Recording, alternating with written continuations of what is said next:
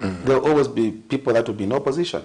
And you're not in opposition because you are jealous or you are envious of anybody.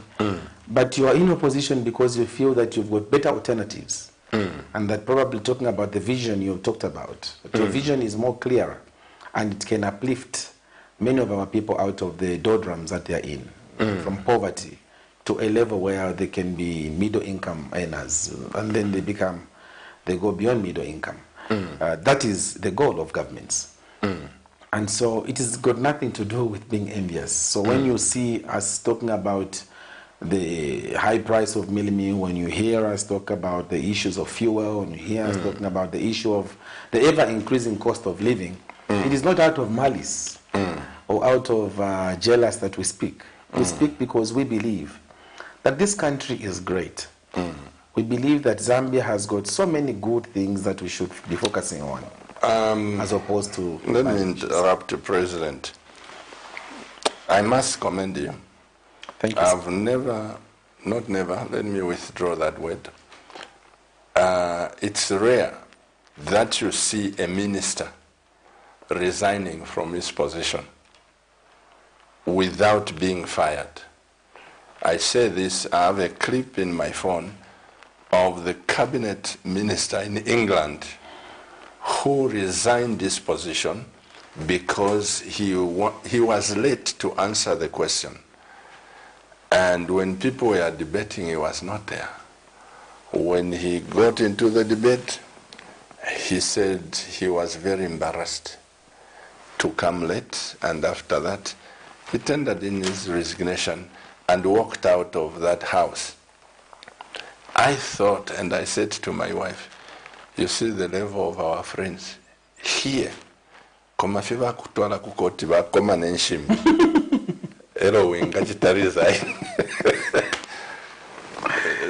It is rare, but you resigned when you were Foreign Affairs Minister. Yes. You were not sacked. No. Now tell me, what made you resign when you were enjoying the privileges of Foreign Affairs Minister?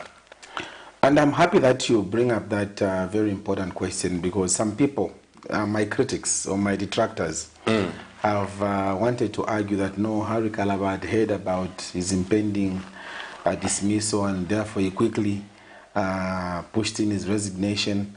That is for lesser men. I resigned because I was convinced that the way the things were going weren't the right way. And I had discussed with the president before. President Sata. President Lungu. I had discussed with him in New York about it, especially with the lifestyle that ministers were leading. I was a bit worried myself because most of them had gotten involved in contracts. I have always believed myself that when you are in government, remember in UNIP there was what they were calling leadership code. One had to choose whether you wanted to be getting your salary from government or you should get your salary from your business.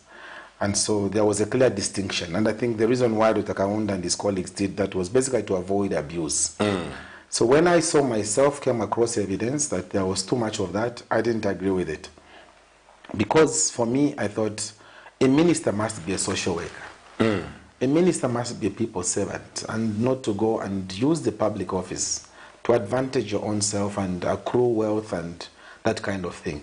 That is why, for me, I know you know that even when you become a minister, they offer you a government house. I declined to go in a government house. I remained in my own house. In the same humble house I've been living in when I was a civil servant. Even when they offered me the money, 350,000 kwacha, to buy furniture and buy new television sets and stuff, my wife and I declined to get that money. It's on record.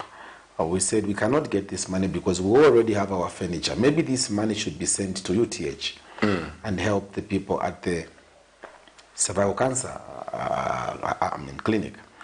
I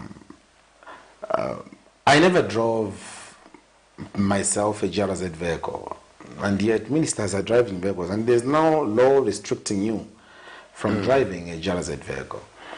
But for me, I said I would be driven from home to the office, then back. Over weekends, I wouldn't want to touch a government vehicle.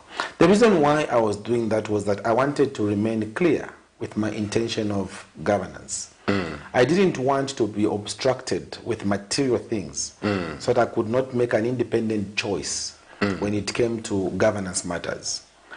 If you look at me, Pastor, I've got scars on my face. I nearly died in 2005 in a road accident hitting a train. Oh, really? Yes. And so... In 19? In 2005. And so every morning I wake up, I go in the mirror, I look at myself, and I see the grace of God on my life. Absolutely. And so for me, I'm living on borrowed time from that time because I nearly died. And I promised myself and my God that from now onwards, because very few people survive train accidents, I said from now onwards, I will do what is right, I will do what is good, and if in my own human frailty I have a misjudgment of the exact position of things, it is not because it is deliberate. Yeah. It's only because my human judgment has failed me. And so resigning as foreign minister was not a difficult decision for me. We prayed over it. I went into fasting and praying and sought the face of the Lord. And when I finished my prayer and fasting, I was clear that I needed to go and I should not have remained. So I wrote my resignation letter and handed it over. And that is how I stopped as Foreign Affairs Minister. Why I say that, it's out of principle. You are the second person that I saw resign. When I say the second person, I'm talking about, to my knowledge, I don't want those critics who know, they just sit there and say, that one resigned 70 what. I'm saying to my knowledge. The first one that I saw resign out of principle was the late Bodwin in Kumbula.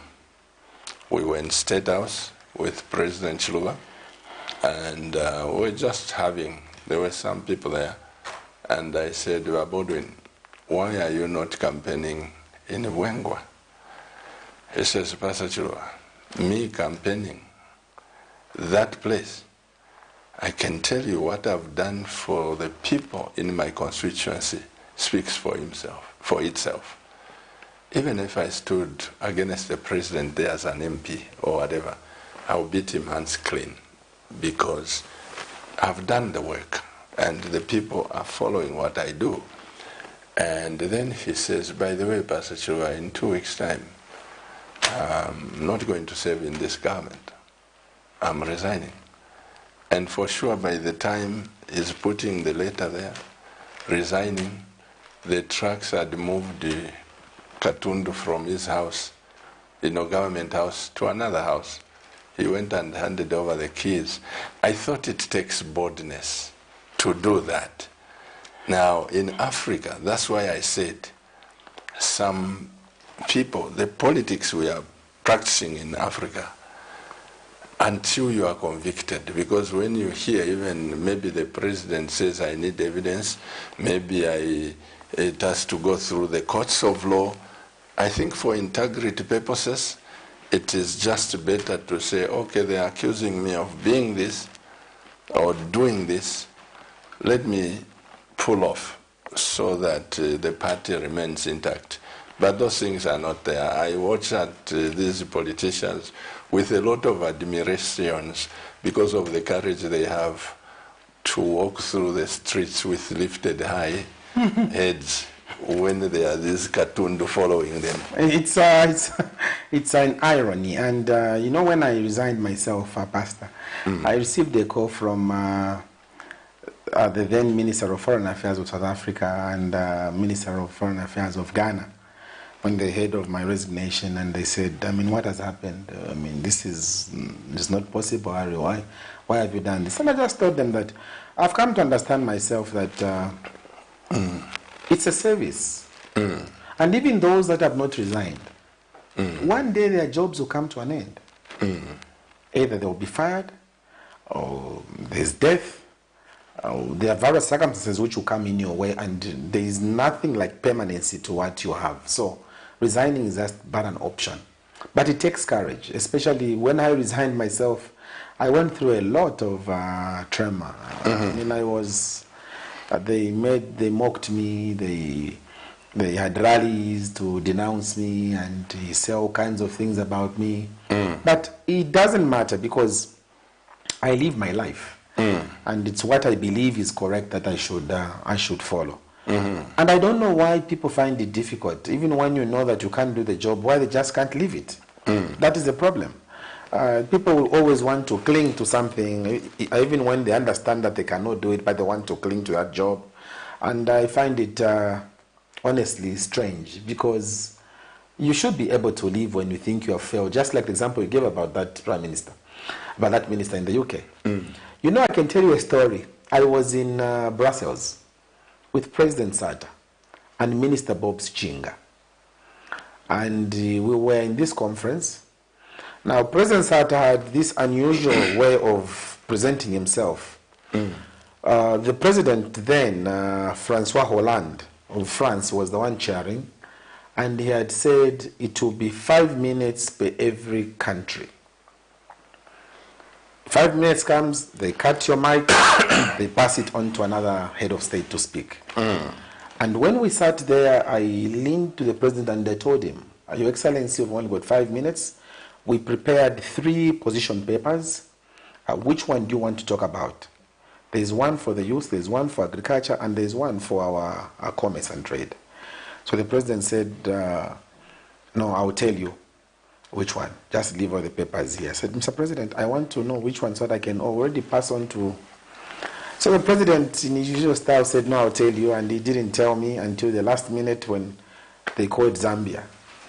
So the president fidgeted a bit, and instead of him reading one of the position papers, he began talking off-cuff. He spoke for about 4 minutes off-cuff, and then there was 1 minute remaining. Then he got the document on agriculture. And he began reading. He had just finished the salutations, and President Francois Hollande cut him. And he continued speaking to himself. So I told Honorable Bob Chinga to say, tell the president that they have cut. He says, no, you're the foreign minister. You tell him that So I went and told the president, Your Excellency, they have cut the mic. It's now President Denis Sassou Nguesso of Congo Brazzaville speaking. So he was very furious. He wasn't happy. No, why have you allowed this? What? And he, just in front of everybody, was screaming at me that I didn't do a good job. So to cut the long story short, the following day, in the morning, I let the president cool. And normally in the morning when you travel, you go and check on the president, how he has woken up. So I went to check on the president, and they allowed me in. And then I asked the president, Your Excellency, I think I've failed you on what happened yesterday. It is within your powers to appoint and disappoint. If Your Excellency feels that I have let you down, I ask Your Excellency to remove me from the position of foreign minister. So I asked him even in Brussels, so he could remove me. But he just told me to get out of the room, and I got out and I obliged. What am I saying? I'm basically saying that it should not be difficult for you to let go of a position, especially if you think it is of service. But I think we politicians sometimes get to think that there's a lot of permanency to those jobs. We don't want to let go. Even when you have failed to address real issues, people are telling you the cost of living is high, people are telling you this is wrong, people are telling you that is wrong, but you still want to insist on doing it. Not because you want to save, but it's out of greed. You talked about the leadership code that President Kaunda developed. And most of the people have gone to the grave, may their souls rest in peace, without being billionaires. And they left a lot of land for the future posterity. They considered us than themselves. Yes. Looking at the government, you've talked about the PF and what made you resign. Yes. Because of what you were seeing. Yes. In this government of the UPND, are you thinking there is leadership code? No, not at all. I mean, these are businessmen. These are businessmen par excellence. The president himself is a businessman par excellence. All he knows is business, and you can see even the way he's running affairs of the nation. It's basically business. And if we had one person who cannot deny that he's looking at things from a business perspective, which is the same president of ours, Mr. Hakainde Hichilema. And examples are there. And, I mean, it's not just to speak because we want to speak, I oppose the president, but examples are abound. Maybe let me clarify this, because when we are speaking to the nation like this and you say it's running like a businessman, as a business person, there is personal business and national business. Which of the two is the business the president involved in? The president is running national affairs in a personal business-like manner. And that is why he has gotten it all wrong. The president is making decisions like very soon ZESCO will be increasing its tariffs, as you know. They want to have cost-reflective tariffs. Very soon, in fact not very soon, the first thing that he did when he became president was to reduce taxes for the mining companies. And that was strange because you know, Pastor, that 70% of this country's exports is coming from copper. But when we talk about the gross domestic product, the GDP, copper only amounts to about 12% of this country's economic equation. And so to have a leader just elected, 2 weeks he was elected, the first action he took was to take care of the mines. He reduced the taxes for the mines. And now there was a deficit in his budget because he had to look for that money which has reduced, which was not getting from the mines. What does he do? He now began removing subsidies from the energy sector. And that is why you saw that there is a problem. That is why you saw that even the kwacha he was talking about of appreciating, it could not appreciate because you remember. When he said, if you vote me in the morning, in the afternoon, the kwacha will appreciate? Yes, he was just telling us stories. It could not work because he had already tempered with the fundamentals. And he tempered with the mining sector in a very bad way. Because he did that, even the story he was telling us of 10 hours and 14 hours, the kwacha will collapse, could not hold. Because monies in this country coming from the mining sector don't stay in our banks.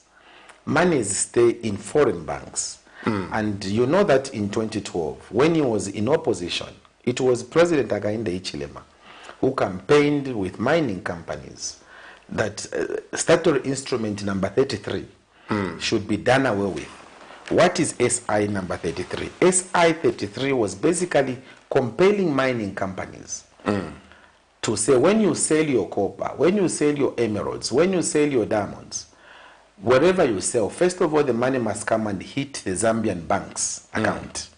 Then you can spend it in any way you want to spend it. President Hichilema was against that. And he fought it until it became SI 55, which was basically saying that mining companies should be bringing their monies here, and then we made adjustments, and those adjustments made it to become SI 55. But in a nutshell, he is not of the view that the money that is coming from the mines should stay in our banks. He is of the view that they can take the money elsewhere. It doesn't have to be here. And that is what he has promoted. That is why you see the kwacha is melting like butter. That is why you see that today as we speak, there's a liquidity squeeze in the economy.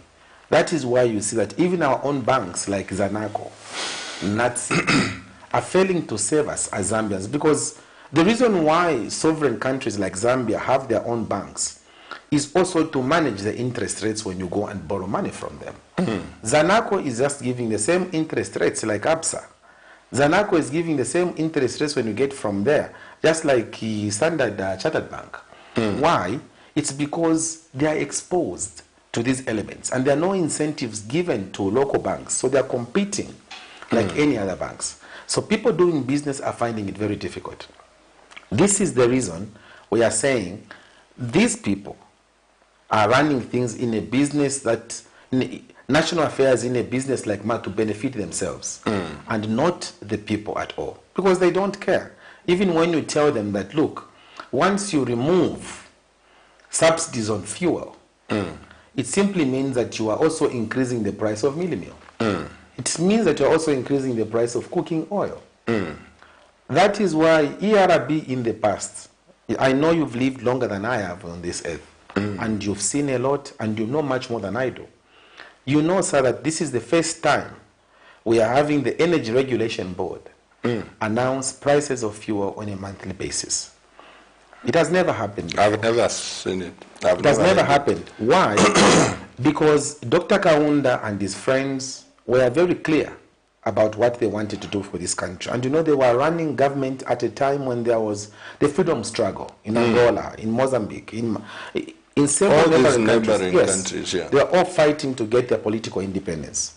And because of the stance Zambia had taken, the non-aligned position we had taken, the position of promoting countries to get independence, Zambia had to face consequences and sanctions. We faced sanctions. The South Africans already closed because of the apartheid regime. They closed our route into Zambia. So things were becoming difficult. So Dr. Kaunda and his colleagues said, what we should do is to have a bulk reserve for fuel. They created Indeni. And Indeni has the capacity to keep up to 6 months of fuel to stabilize this country. Indeni has been going on care and maintenance from time to time. But then thereafter, again, they resume operations. What has happened now is that when they came in, they were supposed to procure what is called a hydrocarbon cracker. The hydrocarbon cracker is a component which is supposed to be working at Indeni to make Indeni a refinery, costing about $475 million US. They said they didn't have money. Minister Msokotwane said there was no money to buy that component. Instead, they have opted to be bringing fuel tankers coming from Beira, coming from wherever they are coming, straight taking the fuel to the filling stations. And yet, when they are adjusting these prices of fuel, they say it's with immediate effect, without consideration of even the old stock, which is in the filling stations. We begin buying it at a higher pace. This is why the Energy Regulation Board had what they call an equalization fund. The equalization fund works like a subsidy for the pump price of fuel. When, for instance, now we are buying petrol at 29 kwacha, 27 in per liter, a diesel, what the equalization fund will do is that if next month things improve and fuel has come down, they would keep the price at the same level and make some gains out of the saving that they'll make, so that in future when they're supposed to increase, they'll still not increase. They would keep it just there. And then they'll get the money in the equalization fund to subsidize the price of fuel. Now, the equalization fund has been killed. There is no fund anymore like that. In fact, just on fuel, President KALABA, maybe you've answered the question. My wife and I think 2 months ago, 3 months ago, we were driving from Mansa, coming this way. Yes, we were in Mansa. And we stopped at this one filling station. And one Zambian, highly placed in one of the oil companies, came, "Oh, Pastor Chua, it's good to meet you." And we greeted. I said, "Where are you going?" He says, "We are touring our filling stations." And story short, I asked him, why the increase of fuel every month is happening like that? And what about you? Are you making profit? Today they increase, tomorrow they... What he told me shocked me. He said, "Pastor, this is a good government. Yes. We've got our own trucks. Yes. We've got our own depot. Yes. So we make sure that we pump in fuel. We bring it in ourselves with our own trucks and everything. So when the price goes up, it is to our advantage. Yes. Because we have got that odd stock. There's a cartel. And we are making a lot of money. And he says to me, Pastor Chirwanga, mukwate filling station. Can you imagine? It's a cartel, and they've got no feelings for the Zambian people. They don't have a heart for the Zambian people. And we thought when they were coming in government, they said they were going to promote Zambians, they were going to help Zambians emancipate. But the first thing we saw is that, you know, that one of the most prominent Zambians in this country, Mr. James Ndambo, has been fought right, left, and center by the president. And for very personal reasons, just that pageant which happened in Choma didn't rub him well. And he said he was going to fight him and bring him to his knees. But the president has been traversing all over, going here and there, trying to look for investors to I have heard that story of the president and Mr. Ndambo, but maybe with all fairness, being on Cabinet TV, that could be a personal issue because the president is not here to defend himself. No, but everything I'm saying, Pastor, he's not here to defend himself. But I'm just giving an example to say, look, here is a Zambian. Yeah. Life is perception. Here is a Zambian who is being looked at as doing good, and all of a sudden, he has been running business for the last 25 years, and you are saying you have come to promote Zambians.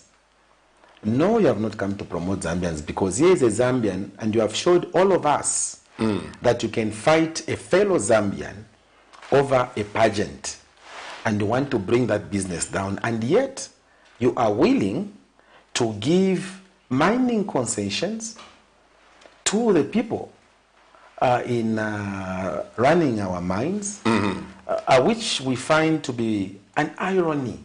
Because if indeed there is anything wrong between you and me, the best thing I would do is to call you and say, what is this? Explain yourself.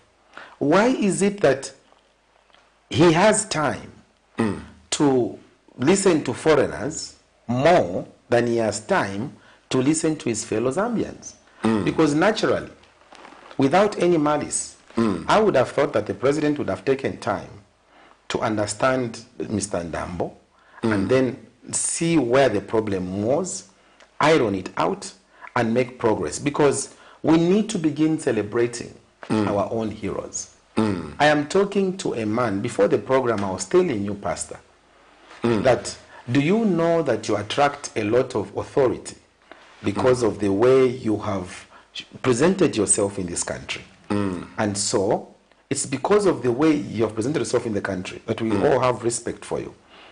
Now, a person like you must be celebrated. Even if there's something that I hear about me that has been said by Pastor Chiluba, the best thing I'll do is to say, but Pastor, how come for me you have gone on this other direction? You know? You are a hard worker here. Forget about Mr. James Ndambo. You yourself, when last time I came here, you took me around the avocado things you are doing here. Hard work you are doing. We should have seen a deliberate policy from this government to say, okay, here is a Zambian who wants to do this project. He has the initiative. He has the passion. All that we need is to give him a deliberate policy for him to emancipate. That doesn't happen, but they take pleasure in ensuring that mineral royalties for outsiders, the foreigners, are brought low. They make sure that the cost of doing business for these foreigners is really reduced in order for them to be happy. And yet the Zambians themselves are not happy. I'm sorry, Pastor, but these are issues that we are going to talk about, because if we don't talk about these issues, if we don't talk about the cartels happening in the fuel distribution process, if we don't talk about the issue of sidelining Zambians, and yet people find pleasure to go and find other partners outside their own people, Nigeria would not have reached where it has reached. Today you talk about of billionaires in Nigeria. When you go, we've been in Nigeria several times. When you land at even the Muhammad International Airport in Lagos, or even the one in Abuja, you find a lot of jets parked. In fact, I told you that story in Abuja. When I was just coming out president, I saw the Gulf streams on the left as you go out. Yes.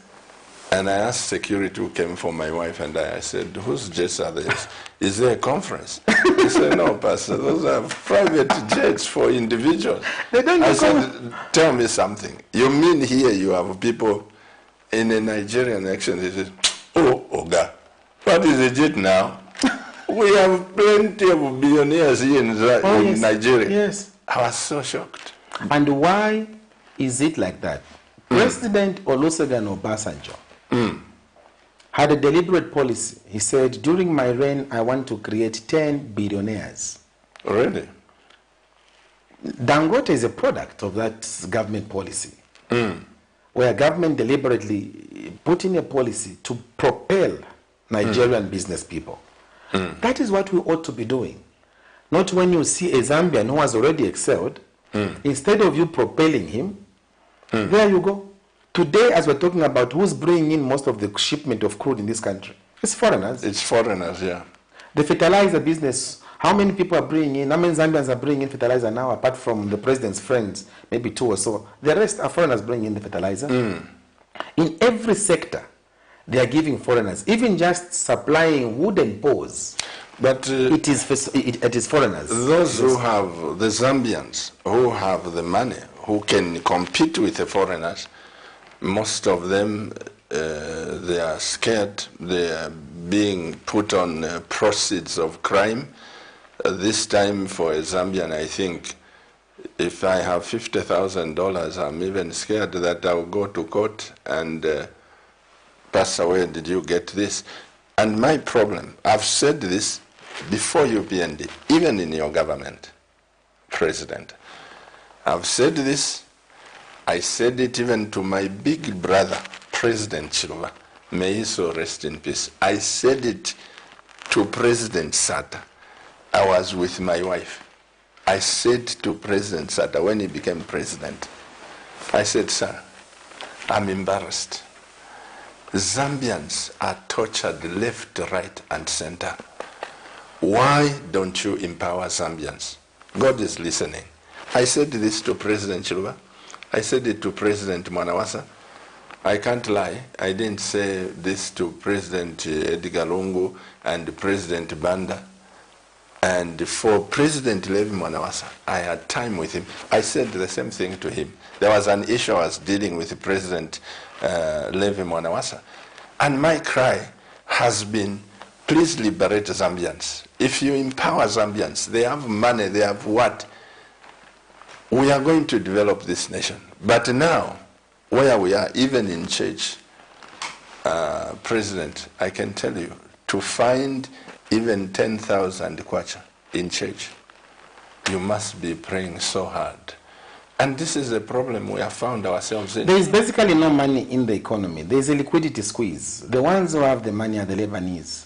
The ones who have the money are the Chinese. The ones who have the money are the same foreigners President Hakainde Hichilema has given that privilege. But we are failing to give our own Zambians. And I like the way you put it. The job of any president is to emancipate his own people. I'll give you an example of ShopRite. Maybe we've got about 38 or even 50 ShopRite stores in this country. In Nigeria, Abuja or Lagos, with a population of 20 million people, has only got one ShopRite store. When you come to Nairobi, when you come to Kigali, they don't even have what they call ShopRite. They have what they call Nakumat. It is a sharing of the Kenyans as well as the South Africans. They want money to remain in the economy, 50-50. Here, we had PEP stores. PEP stores used to get things from a company called Lamos. Lamos was designing things for PEP stores and selling them to PEP stores. And they were flourishing and employing people. Remember, the history of PEP is that it is small traders, small-scale traders, who are involved in manufacturing, who come together, put their clothes together here, this one brings them, and then they export. South Africa exports. And so we have allowed that. These are the habits that we should begin frowning upon. We should frown upon the issue of killing a company like Lamo's Investments, which was employing several Zambians, giving things to Lamo's, and the South Africans said, no, you no longer supply to us, everything will be coming from South Africa. And we keep quiet. Those wrongs must be corrected. And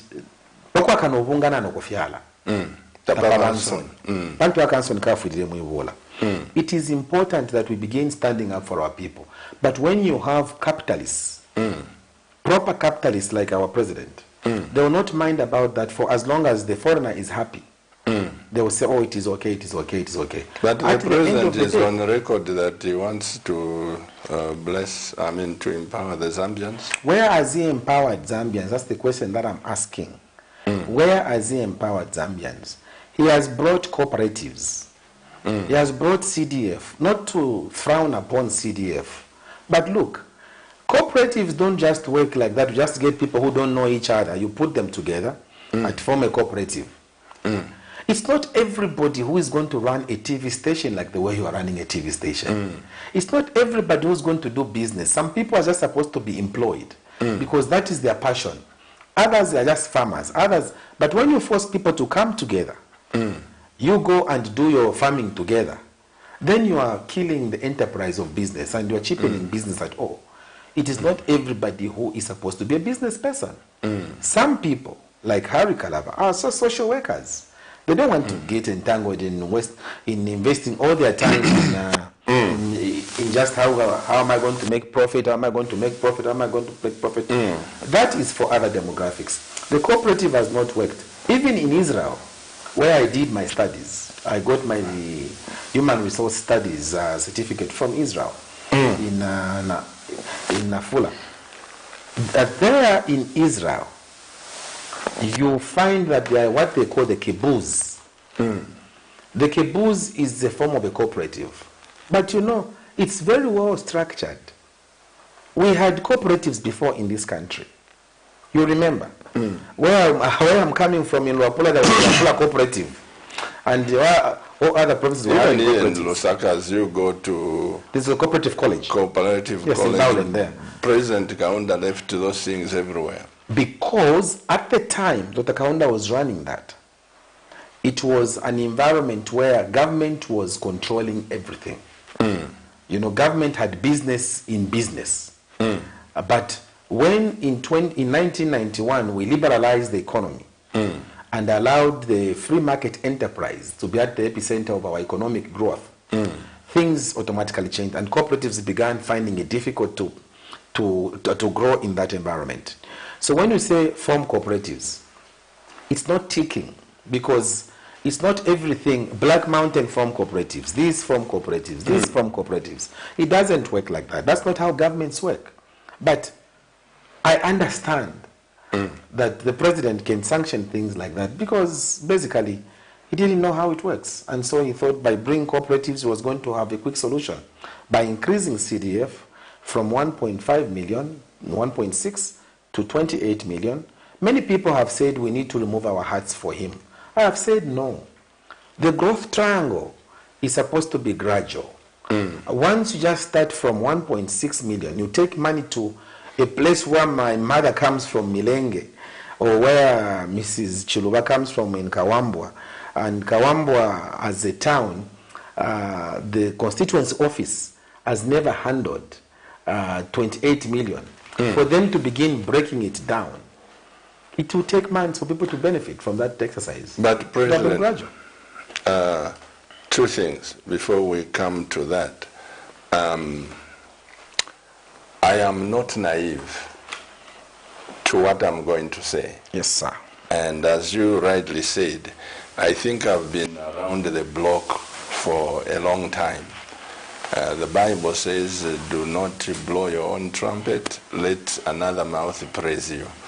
But I think in my own humble way, I've worked with every president of Zambia in a personal way, and not just on a high buy. I can sit here to talk about my experience with every president. The point I'm bringing is this. I know for sure that you, President KALABA, right now you are in the opposition. There are those people, when they sense that you are going to win the elections, even before, there are campaigns, there are foreigners who will bring you cakes, who will bring you money, who will bring... I play golf with some of these foreigners. I know what I'm talking about. Once they sense President Edgar Lungu, Tapali Chabo, they will tilt towards President HH. Once they sense, oh, President Rupia Banda, he may not win, they tilt towards President Sata. And there are those who fund both the opposition and the president. I'm not naive to that. I'm talking about something that I know. Yes, sir. And so when you, as President KALABA, become president, definitely, you enjoyed my money. And I've got a small mine in Mukushi. How will you escape from rubbing my back as well? Because I rubbed yours. So what I'm saying, President KALABA, today you are not in power. You are being visited by foreigners. You are being, all this opposition.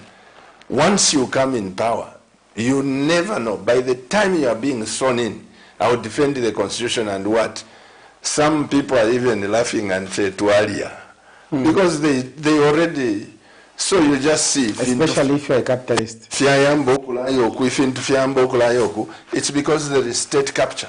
Especially if you're a capitalist, yeah. Even if you are a humanist or you are a socialist, you are what? What I'm saying is that in the opposition, you have a lot of visits, embassies, ambassadors. There are a lot of things that happen here. You know, given a chance to, swear to the oath of secrecy, Foreign Affairs Minister. Me, I'm a social pastor. You know, but I can empty my bag here to let you know that until we have people that can say, today, you are looking at President HH, tomorrow it will be you. When HH is out, if you name Mulelo Shapali President HH, President KALABA, let me say, if we former commoners to land that cash mu state house chish chabamo mu opposition evane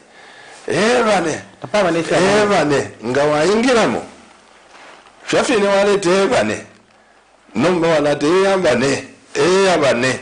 That's the problem I have. It just depends, Pastor, on how you are wired, on how you are configured. In 1964, this is a story, I think you know it. Bakaunda also. These things of these foreign interests have tamped for as long as governments have been there, these things have been there as well. Why is it that Nkrumah in Ghana resisted it? Why is it that Kaunda here in Zambia resisted it? Why is it that Nyerere in Tanzania? Why is that Ben Bella of Algeria resisted it? It is because of how we are wired and configured. And the stories of the late Magufuli. Magufuli, I was coming there, but I was wanting to say that, do you know that in 1964, Kaunda was offered to send Panji, to send Wezi, Waza, Cheswa, and Kaweche. He was offered that his children be studying in London, and that they buy him a house in London where they can be staying, and he should compromise on some issues of independence. Peter Kaunda refused. He said, Panji will go to Mukinge. This one will go there. This one will go there. And Cheswa was in the Kabwat convent. There you go. Where is that breed? Where is that breed? So when you are telling me that you are one of the few that has resigned, I want to remind you, Pastor, that you are looking at that peculiar breed. You are looking at that particular breed in this generation. We will not be against foreign investment as citizens first. Foreign investment will be good, including direct foreign investment is welcome in our country. But it must be on the basis that the citizens, who are the Zambians, must have a stake in whatever is happening. Why is it that Kagame convinced the South Africans to have ShopRite? Today, as we are speaking, to have Nakumat, today, as we are speaking, the vice president of our country has failed to declare the floods that we are having as a disaster. She has failed to declare cholera outbreak as a disaster. Whispers in the corridors at finance are telling us that finance advised that don't declare this as a disaster because it will affect the IMF arrangements. See how this government is captured? Is that just an hearsay or there is evidence to that? That's a categorical fact. You can ask the vice president herself. She will tell you that this is what has transpired. She cannot declare disasters happening right now and declare it national disasters because it will affect the IMF bailout package plan. So, if they cannot declare things on our behalf as a people so that they bring awareness because of foreign interests, then whose interests are they serving anyway? Whose interests are they serving? Obviously not our interests.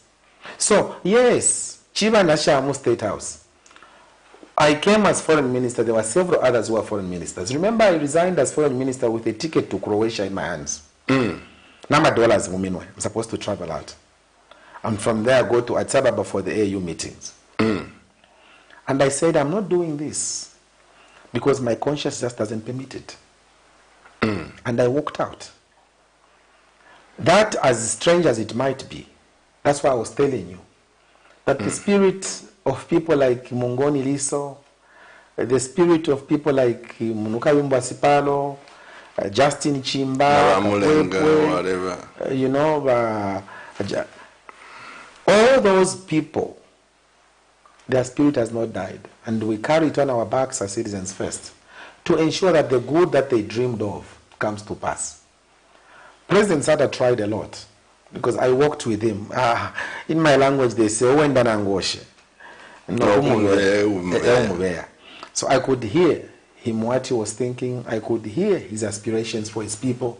It's a pity that Zambians gave him an opportunity when he was already in his late stage of life. But the vigor and the tenacity and the deep love he had for his people was visible. He kept telling us, even on trips, he avoided many trips because he kept saying, Minister, that's why you are foreign affairs. Your job is to be outside Zambia, not to be here. Me, I am president of Zambia. So this summit you should go. President Sada didn't attend more than, I don't know, but if he went to 10 summits, I would be There was surprised. a time I was in Ethiopia.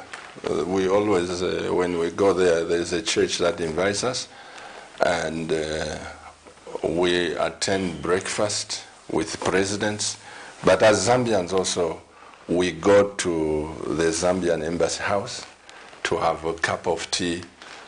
President Sata refused to come for that Africa Union. He sent Dr. Kaunda. Yes. I remember that. There you go. He said, I cannot travel there. This man is a such person. He knows everything. And he remained. So I was expecting to meet President Sab in Addis. He sent Dr. Kaunda. Yeah. You know. He sent me to Equatorial Guinea, a very serious heads of state summit, which was deciding where the next African Union meetings will be. And by the way, I'm the one who bidded for the African Union meeting, which we had just last year.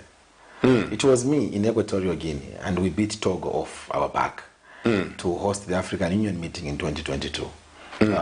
Comrade Winter Kabimba then was acting president. I was foreign minister, and I called Kabimba here, and I said, President, there is this, and I want to go for it. And the Comrade Kabimba told me, Harry, you are the one who is there. Make the best decision for Zambia. But you should come and tell me the advantages that are involved in hosting that thing. And indeed, when I came back, I briefed President Kabimba, then who was acting president. President Sata then was in Israel. I briefed him that the advantages is the locals who get benefit from this. There will be people who are going to, there will be, there will be contractors who get jobs. China will pump in money. And I highlighted the benefits that will accrue to Zambia. So this talk of the president always flying out and coming back and with MOU, Pakanwano, we have signed this MOU, those stories should just come to an end because we've been there before. And an MOU is not something that we should do sleep over. Because an MOU is just a document of intent, what the two countries can benefit between the two countries. It should not be something that should be used as a yardstick to say, no, we are going to sign and it's not the president who signs an MOU. The Vienna Convention is very clear. The Vienna Convention, yes, has given the powers to the president and the foreign minister. And the foreign minister also can delegate as power of attorney to any minister who can go and represent the Zambia. Even the ambassador. There were meetings, several meetings that were in the Bahamas, that were held in those Scandinavian countries where I could not go as foreign minister. I said, I'm not traveling, it's too far, first of all, and I think the amount of money we'll spend on traveling there, I would rather the ambassador was already based in Washington goes to Bahamas. It is nearer. So let him go and represent us. And then you send the power of attorney to him, and he goes and signs as the president of that country. Now, President, answer my question. How effective is the opposition in this country? I say this, that one day I was privileged, I was out of the country. I was in the States, I cut off from all these, our politics here, and at that time there wasn't WhatsApp so much. It wasn't there. I come back, and I'm passing with my wife at this park where President Sata had his offices, Cairo Road. Farmer's house. Farmer's house. I go there. He called me when he heard I was back. I just went to pay a courtesy call in his office. But what intrigued me, behind President Sata was this picture, big one, which he had printed. And it was him sitting next to President Levi Mwanawasa, and the other presidents were there. I said to him, President, you met President Mwanawasa. This is a very good thing. This is what I've been praying for, that the opposition and the governing government should come together. He laughs. He says, Pastor Chiruba, Ali Njita Levi, so na yafe na ati ukuchiro kuti umutwe ule kalipale nwama panado every day. I had to go and meet him. Tamwene if ya temeno if ya seka seka. If ya seka seka kwandi, I had to be there. But the way he put it, it was so wonderful. That's when President Levi Mwanawasa said, now Sata is my friend. The point is this. President Sata never used to insult. President Sata never used to do. But because he spent so much time in government, I think the longest, in my view, in parliament, yes. He knew the government in and out. Yes. In and out. Yes. President Levi Mwanawasa just counted the privilege to say, this is my friend. Yes. And you also evacuated him to go to South Africa to receive treatment. You remember that? Yes, yes. The point is, President Sata was not disrespectful to President Mwanawasa, but on principle, on certain things. When President Sata says, this is not how you run the government, this is not how you do this, he would state facts. And I think this is one reason why he became president, from forming a party in the sitting room with his wife and children to bring the sitting government down within a short period. Because he was effective. Yes. How effective is the opposition? Because you, when you talk, you hear now, KALABA, shut up because you did this. When PF talks, President Lungu wants to advise his brother, you messed up the economy.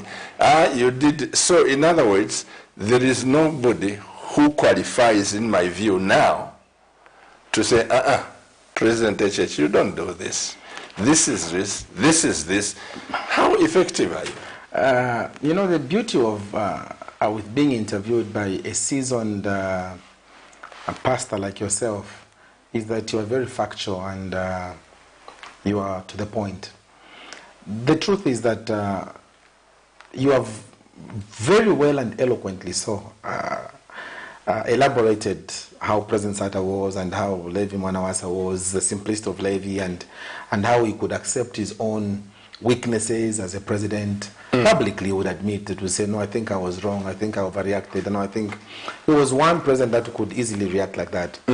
President Hakainde Hichilema, a green horn in all aspects, in many aspects in terms of governance. He might be a guru in business and whatever business he does, I don't know. But in governance, he has got a lot of things to learn. He doesn't have the humility to say, I don't know that, how can we compare notes? The other day he was in Chipata for the consecration of the auxiliary bishop, just yesterday, and on Saturday. And he was saying that we need to come together as politicians, we need to be talking and what. And yet his actions are ones that are parring off the same politicians that he's talking about. He's not a leader, he's just a politician. And when you have a politician like him, that is what you get. Levi was a leader. Dr. Kaunda was a leader. President Chiluba, your brother, was a leader because he was stomaching so much. If there was a president that was insulted right, left, and center, it was President Chiluba. But he said, inside the Shimena, Mafuta to Subafi. So, you know, that kind of charisma which he carried is one that even these ones who are masquerading as leaders should begin emulating. So, how effective are we? We are very effective. When we talk about the issue of foreign travels, we talk about the cost of living being high, we talk about all the issues affecting the retirees, because also the problem you have is that this government is full of people who like lying. They don't tell the truth. And they think the lies they're telling the Zambian people are going to sustain them in office. It doesn't work that way. They lied about Milimil, they lied about the dollar, they lied about ministers driving big vehicles, they lied about literally everything just to get into government. So even the way you come into government, if you come through government through lying, the way they did, it has got ramifications. And so even when we speak, they want to say, no, KALABA, you cannot speak because you are part of PF. And I've always told them, I am not PF. I left PF some 7 years ago. I resigned from there because, yes, I said this is not the way I want to be, and I'm going to move on, and you also move on. But even PF, the same PF they defeated, they also have the right because they are citizens. And they can also say, no, what you are doing is not correct. What is wrong with a sinner telling a fellow sinner that is that also what you can also that adultery is not a sin because you also the other day no, a sin remains a sin, and so irrespective of who is involved. So even when my colleagues in the PF point to the UPND on some things, they are quick to shut them up. You don't have the right. In fact, we should be grateful. In fact, we should be, you know, they think we owe our existence to them. We owe our existence, first of all, to God, our Creator, and then to our Constitution, which is there, which the people of Zambia voted to say, I think the way it was being administered was not the best way. They bring you in. Yours is to correct the anomalies. Yours is to make sure that you ameliorate the gaps that are existing in the governance structure. Yours is not to begin demonizing. And I've never seen the people who are not truthful like this government. You know, Pastor, what they do? The good things they want to get. Look at how fast he went to open Mulungushi National Conference when they were beginning that AU meeting. Early in the morning he arrived to go and cut the ribbon. for Mulungusha and taking pictures and so that he can be seen that he's the one who has opened. So he wants to associate himself with that project. If you ask him, who built this project? Me, what I believe in is to be truthful. When I was appointed as deputy minister under Guy Scott, Dr. Scott, I took over from President Edgar Lungu, who was minister then. The good things President Lungu was doing, I continued. Those programs I thought could wait a bit, they waited a bit, without condemning anybody. When I went to Ministry of Lands, I took over from Oba Simusa and Ambassador Simusa. The good programs, I continued. Those that weren't so important or I didn't think they were so urgent, I said, these can wait. The same thing I did when I went to Foreign Affairs. We did the same. Any responsible government will want to continue certain programs that their friends started, and then those they think are not viable, they leave them out. But when you hear a government that has taken over, they want to believe as if everything is starting with them. President Hakainde Hichilema wants you and I to believe that the way the memorandum of understanding has been coined by him. Yes, when I heard him speak in Dakar, in Senegal, we mooted that idea in Peru. That's why it is called Senegal 2, the meeting that he went to. President Lungu actually should have traveled to Dakar in 2012 when the first, in 2015 when the first meeting was held. He asked me to travel, to go to Senegal, to attend that Dakar one. And I said, this meeting is about agriculture and they're basically just trying to go and change experience, just to go and exchange good practices. Maybe the Minister of Agriculture should go. The one who went there was Deputy Minister Mvunga. He's the one who went, that time was Deputy Minister of Finance. He's the one who went for Dakar one.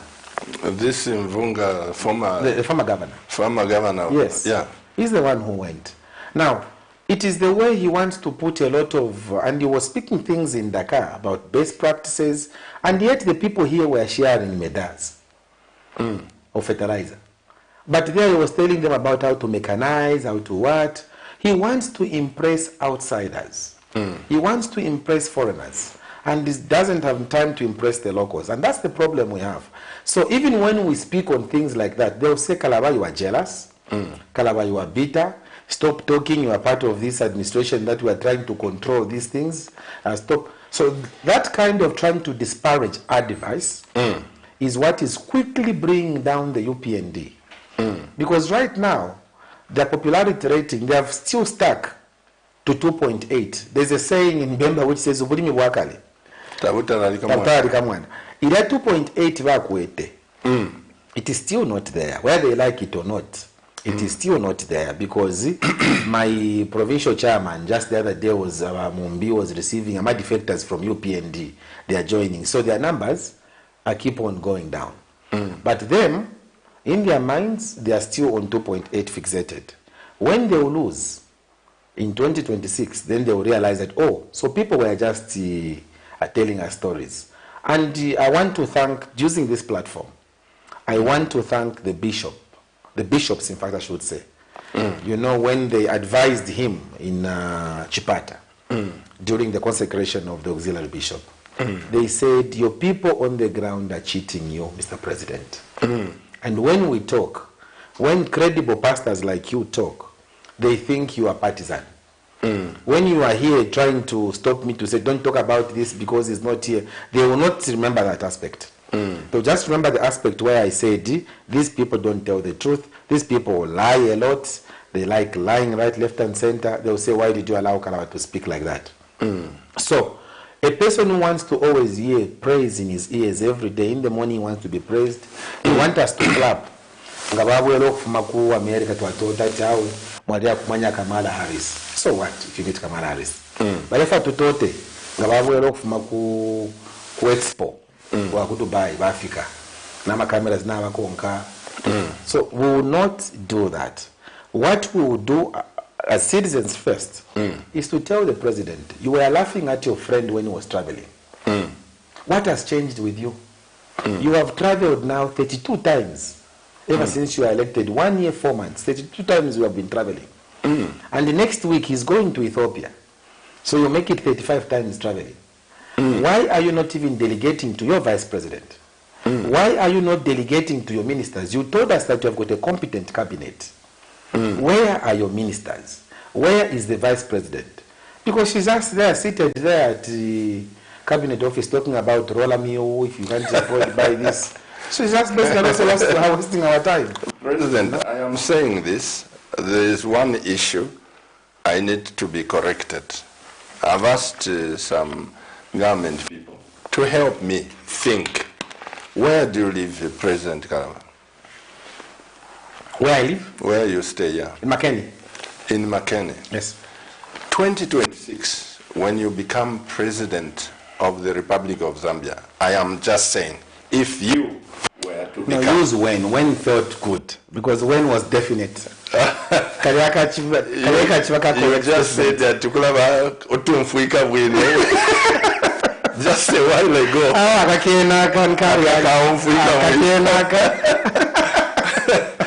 Let's take it you become president. 2026. Are you saying now, with the new precedence that has been set by President HH, to be staying in a community house, you will also be staying in Makeni, and every day there has to be traffic jam? Do you, as opposition, have you looked at the cost of having police officers at every junction? Do you look at the fuel aspect and all this? I mean, I am not speaking as an opposition, but this is a mind, it has tortured me as a preacher. I've never seen it, a president live outside, such that one of the Americans asked me a question. He said, Pastor Chiluba, we are told that your president lives outside State House. I said, yeah, so what? And this is what he said. He said, you are a Christian nation. In America, it can't happen. The constitutional house is White House. Whether you have got Malaga house, whether you are a billionaire, you live in the... But where do we get answers? And thank you for bringing up that thing. And I want to tell you here, Pastor, and through you, the public there, that I had a conversation with the President, Hakainde Hichilema, on this subject. And we had over 1 hour conversation with him. I told him that it is not correct for you to continue living in community house. There are various reasons. Remember that there are 2 battalions. There is the battalion which is Arakan Barracks, and then there's this battalion which is the Presidential Guard. Those 2 battalions are like that. But now when you create community house, it means you are creating another battalion, which is not in the budget. And the President went ahead with impunity and arrogance. He went ahead and created a 3rd battalion outside the budget. There are several things, gadgets, that should be put where a president is. The reason why State House is like that, facing Arakan Barracks, is to guarantee security of the president. That in case of anything, a battalion Arakan Barracks is going to come to the aid of our treasured prize, which is the presidency, and defend the president. President Hichilema told me what you're talking about is a school of thought, is an old school of thought, in his exact words. It's an old school because he was giving examples of presidents who don't live in their houses. So I said, but here, there are only 2 houses in this country that I know of. In case critics have also got another house they know of. There are 2 houses I know of for government officials that are built with copper, out of copper. It is in Kwazi House. It's built out of copper. You know that? And the Speaker's house, also built out of copper. Why? For the Speaker, it's because the Speaker accommodates representatives of the people. She or he presides over those people's representatives in that august house. And as a sign of respect for the people she's presiding over, the Speaker lives in a copper house. Copper is our most treasured mineral in this country. The President said that that house, Anthony Bwalia himself, when he was the presidential aide, said that house, even himself, Anthony, would not stay in that house. Suffice to mention that Dr. Kaunda lived in that house. Dr. Chiluba lived in that house. President Mwanga lived in there. President Rupia, President Sata, President, they all lived in there, in those houses, in that house. Because that is the people's house. That is the wealth of our people. That is our pride as a country. And for you to just say it is below your standard, it is not built in a modern fashion, and you don't want to move there, and you can't go there to stay in your own house, is a slap in the face of the people of Zambia. He used a lie because he likes telling these stories. He said the cost which is required by Works and Supply is 14 million kwacha, and I can't spend that. The costs of putting up the police in the morning, every morning, to run that thing of the route lining they do for him in the morning and in the evening is way beyond the cost and the fuel. The reason why Nkwazi House was put in there is even to avoid traffic for the president, but also for security reasons. That sometimes the president, if he wants to walk, because the proximity of the office and where Nkwazi is, you can just walk if you want to. You just take a walk as an exercise. So, and it is in a yard where you can walk without people looking at you because you are confined in there. Now, all those things the president has said, I don't want them. But you wanted the presidency, you were crying every day to become president of our country. God in his infinite mercies heard your cries, gave you the presidency. Then you say, no, this I'll get, this I will not get, I'll maintain community house. Right now, I think he's just complicating his own life, President Hichilema, because there are certain facilities which have been put there for the state being put at his house so that they can communicate. I can't go in details because these are very security this is what I am. That's the problem is getting funds. This is what I'm saying. You and President HH, we saw you at Mulungushi when you were doing some verifications of voters or whatever. You were with President HH and yes. You ganged up against Davis Mwila and you were saying, Urefu Mapo, Urefu No, Mapo. You remember that? No, Pastor Davis came and started dancing that song of his. You know, so I told him, that song he was singing in front of me. So, no, I'm just saying that you and President HH, you are close. You know, President KALABA, me when I speak, people need to understand me in this nation. When I advise you, President, to say the color of your suit, I don't like it, I'm not talking about you. I'm talking about the suit. I am helping you. In other words, I'm a fashion designer so that people can appreciate you more. But the present situation in Zambia, even in the past, have been called names. Is UNIP, Waba Kaunda, Waba Chiluba. But that, I've gone past it. Yeah. When I say this, where is Parliament to say, Mr. President, is it constitutional for you to live in a community house? Do we have members of Parliament in Tondo Chindoloma? Chipili member of Parliament. Chipili member of Parliament in Galanda. One day, President Chibaesa and Tumina phone every pastor. Alo yumunandi abapabwafyo yutondo you. You know, to akumana na batondo pa woodlands and the president was complaining that you join in a pastor. You knew how he was. Yes. But we had members of Parliament who would quote the law and refuse to be compromised. Where are we? Sometimes it's not even a question of the law. Sometimes it's a question of tradition. And tradition must be respected. Where I come from, we are matrilineal. No matter how much I might not like the tradition, that is how it is. I should follow that tradition. By me ignoring it, it does not mean that I'll be punished by the law, by the conventional law.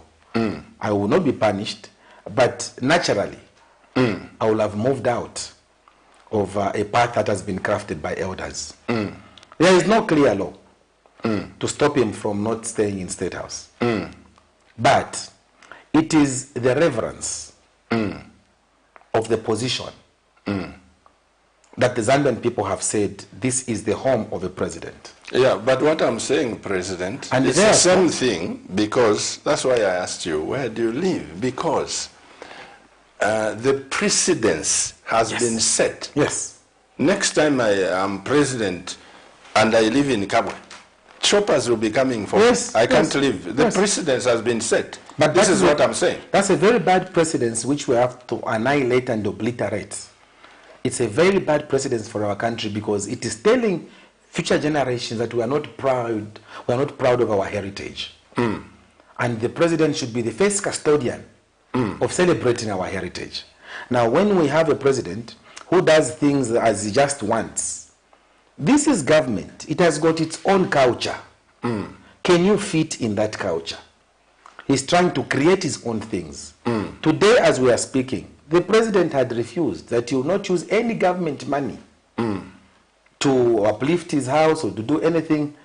Local government ministry advertised the tender, and I think they've already done the road, advertised the tender for his place there to do a road at his community house. But if that is not... That one we can forgo, President, because the road, if we are putting roads in Ibex, we are putting roads where the president is, and there is chosen no to be road. There is no road this new dawn has done in Lusaka, even to mend the potholes. The only road they have done is that same road where President Hakainde Hichilema is staying. And they advertised it, and yet he had said they do not want him to spend any money for government. They've spent government money on that project. Now, it is things like that. They are recreating things. They are doing a helipad at his residence. They are also, ZESCO has put a substation.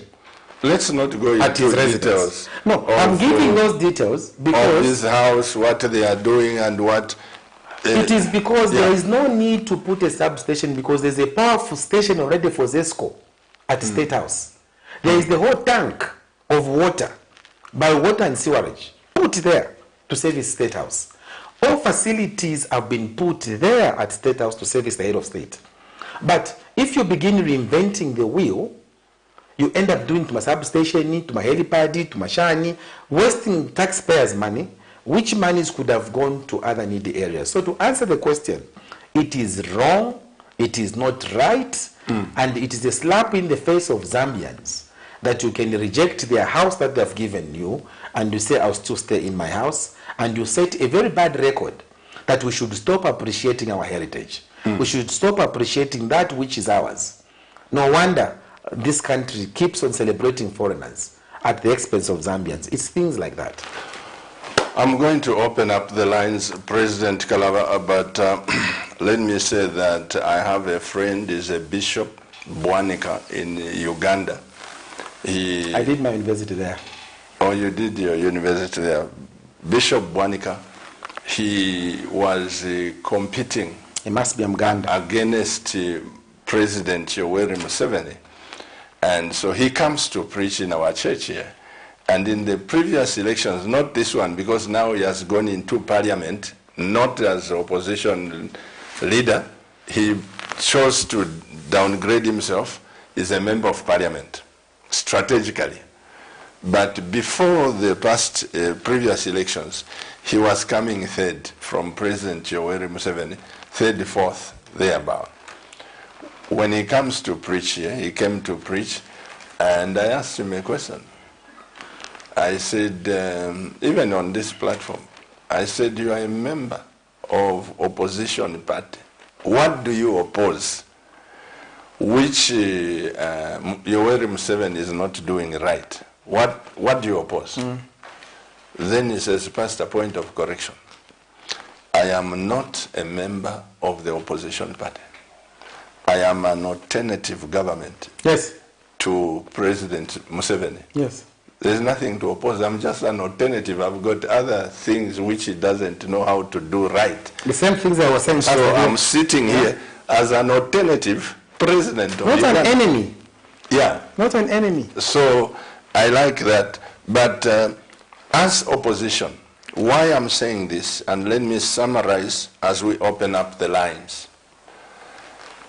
You see, you are there, President Kalaba, to offer checks and balances to your brother at State House. Whether you like him or you don't like him. Exactly. This is why I said, is the opposition there out of jealousy that they are not there, or bitterness? What is it?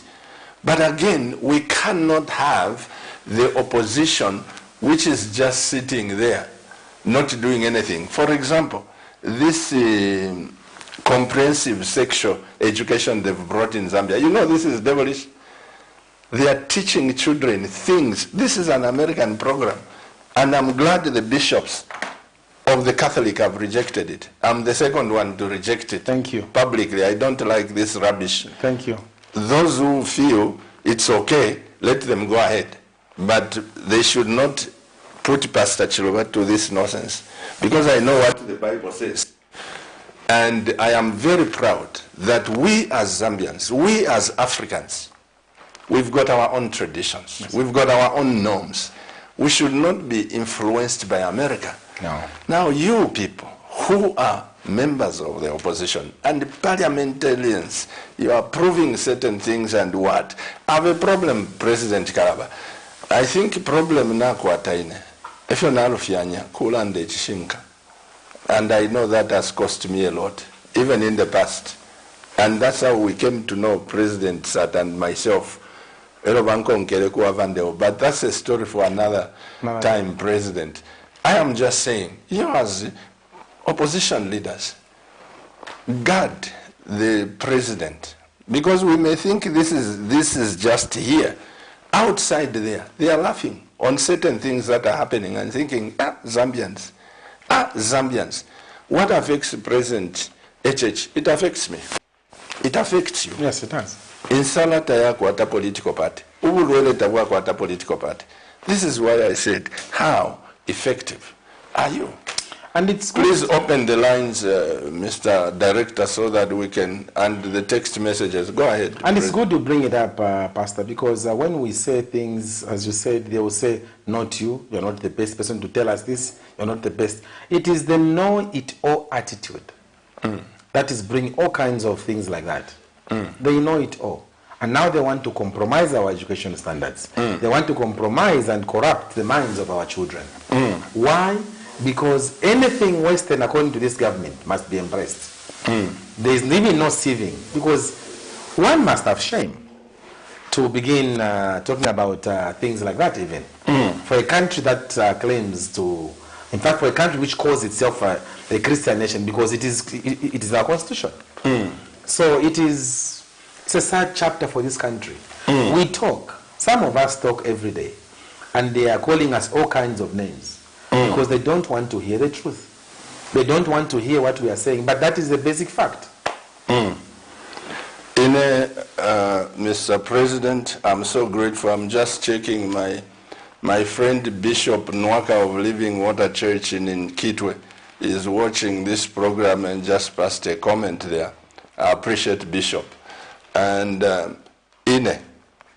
Bishop, President, I stood. Even the bishop, you cannot. I stood. President. Yeah, I stood in there and told the President Kaunda, may he so rest in peace, in State House, that sir, if you learn that we are all God's people, let's learn that if you can't go through Jesus, you are not his child. Jesus is the way, the truth. In State House, the first time we met. So any problem na kwa and that's why you have withstood the test of time. Let's pick up this call. Hello? I'm so sorry we have delayed. My brother, my sister, please call back again. Muchibemba, the president, abantu nga balekweba we okukulinkalamu tawe ati abuluma tairia. Hello, good evening. Good evening. Oh, it's cut. Yeah. So, it's Sosa Chipaman. Hello. If we let this government, if we let you, when you become president, or any other person, to just do what you feel like, I'm telling you, President Kalaba, you end up in a ditch. Very true. And that's when you have people who can tell you, President Kalaba, this is not good, you must thank them. Celebrate. Hello, good evening. Good evening. Sunny, would you please check please check this system so that we don't just, in the middle.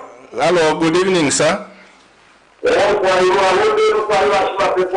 Mwabombeni mkwai niba nindela ndanabo. Joseph nani?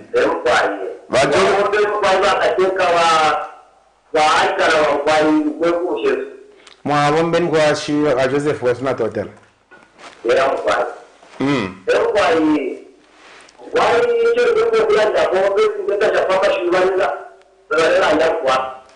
Mkwaye. Yangu tata.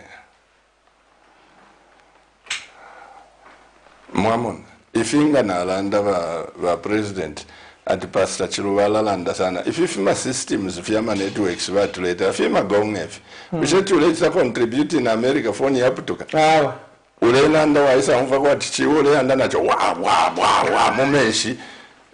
And the government doesn't even check those things. They can't. I tell mama foreigners. No. If you are Bakare. You know, but can you even before they came, Nadilandre Punadi, Fiamu 20 Apiana Namavala. Fiamu 1915 if you are to later. Fiapu and Stokriel of Affiliator. It's your Muntu Alelanda, Phony Aputuka. It's very bad. Hello, good evening. Hello. Hello. Good evening. Yes, sir. What's your name, sir, and where are you calling us from? I'm calling you from... Hello? Calling you from Northwestern. What's your name? My name is John. I'm John. John from Northwestern. John, please go ahead and speak to the nation. All right.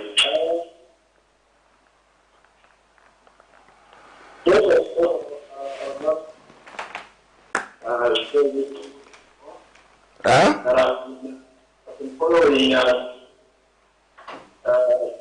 KALABA, and I've always loved when he was in the PF. He's been in a good section that I have always loved. But then John, please forgive me. I'm straining to hear. If you can drop the call, Mwachila Mfaba President. We are reaching far and wide. We would like people to see and hear. Will you give us text messages while we are waiting for the calls, Mr. Director? Please give us the text messages. This is a real checks and balances, my President KALABA. You will save Zambian people in Jesus' mighty name. Amen. Mumfwe nomba kuwe na Kristu abona bamba pa prophecy. Amen. May I have another, Mr. President KALABA, you are that breed, and us as CF, what is this? CF is Citizens First. Oh, Citizens First. We are proud to have you as a president. We know for sure that you will deliver this nation. We know you are rising, rising such leaders of your caliber. You are raising the people of your caliber.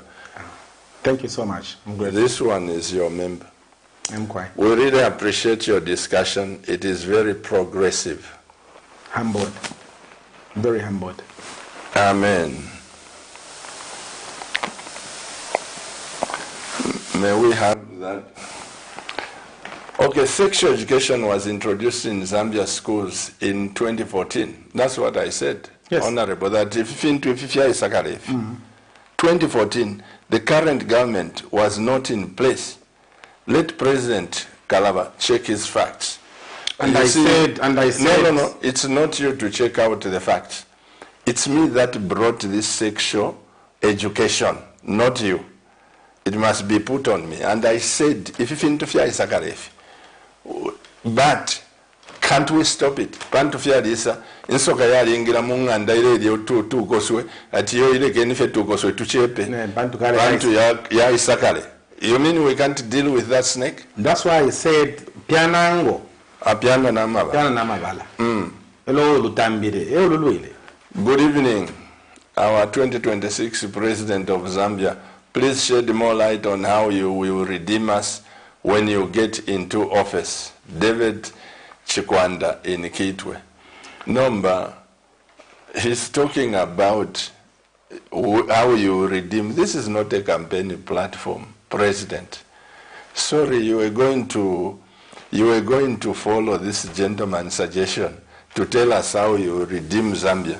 You have other platforms. Here we are talking about, is the opposition effective or not? But then you should also, then if I can't answer him, then you should give me an opportunity at the end of the program to give him my number so that he can call me directly and explain. Because it's a very important question. How will you lead? I thank you very much. Just in a nutshell, I think for us we've been talking about industrialization. We have always said, as citizens first, that the biggest problem that we have as a people is that we are importing more than we are exporting. During Makaunda's time, who didn't have the degrees that we're talking about today? At Niva Form 2. At Niva Form 2, but we had Bakifco making a Let's pick up this call. Hello, good evening. Hello. Good evening, sir. Good evening, man of God. Good evening. What's your name, sir, and where are you calling us from? Vachisanga? Ati banani? Chikankatika. Oh, Chikankatika. Mwalibi yabuti badala.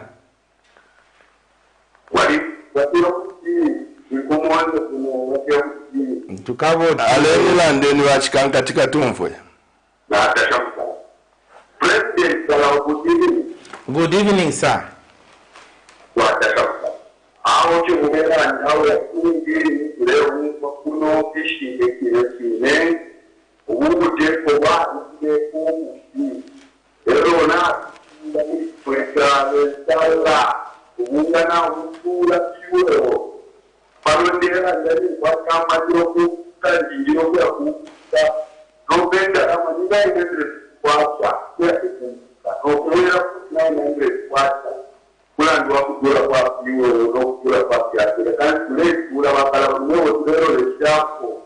We want you to come and check the one thing but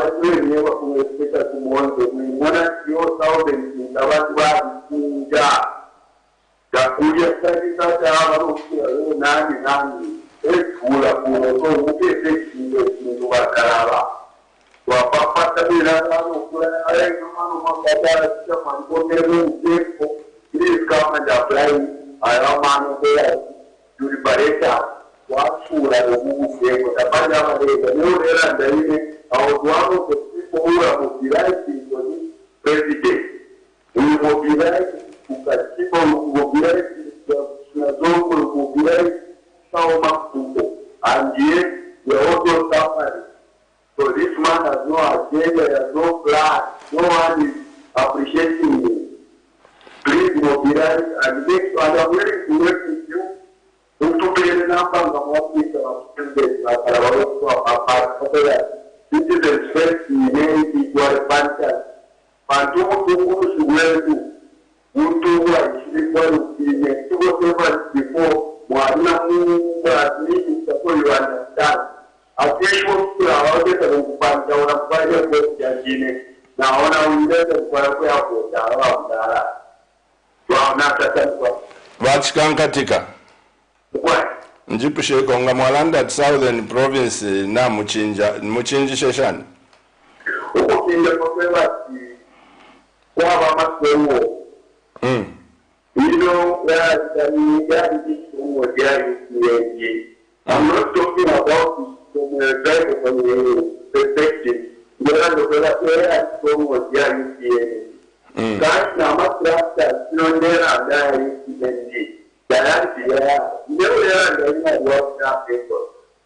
what paper is the simple one.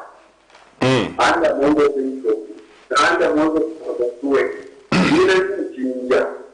Now, much faster, specifically one.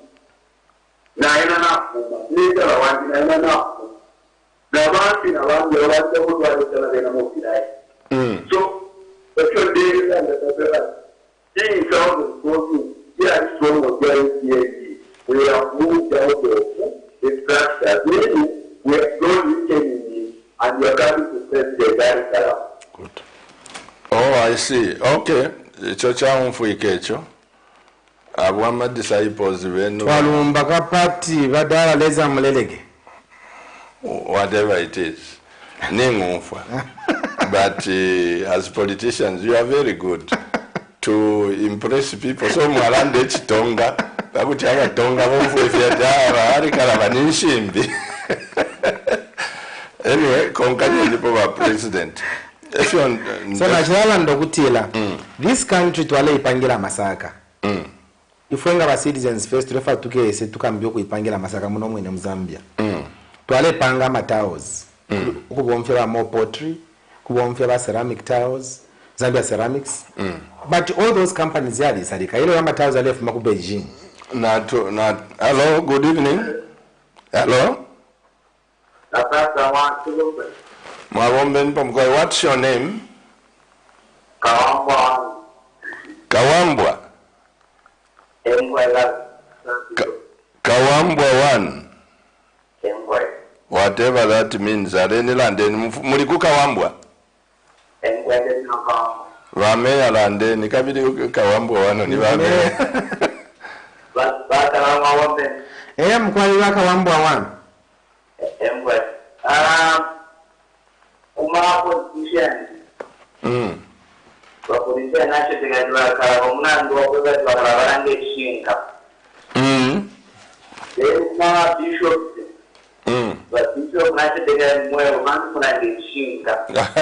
Congratulations. Ala Mwenkakisha. Inenda fefile Mwenkakisha na papa. 2020. After KALABA. Nani? Va president church inshallah chile interview muno vali kunganda. We did a Zoom call tabaye samo muno. Vali kunganda mkwai. The bishop umuntu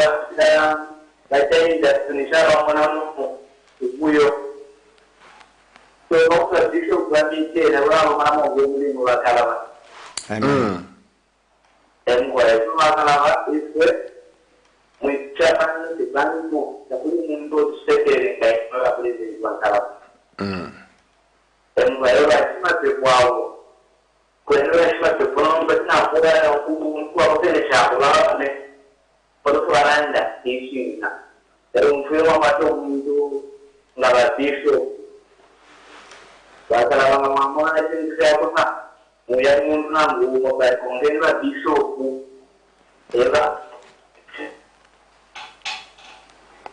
Sorry, Natasha sana waka wambo wan. Mitemo waka wambo wan.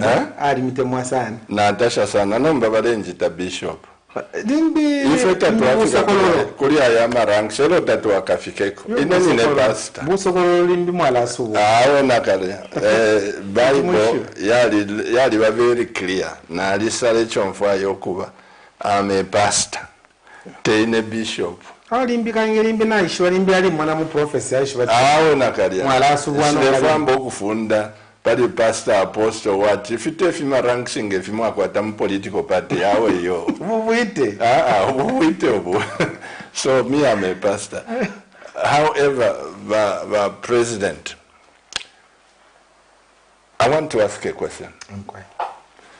How will you help this government?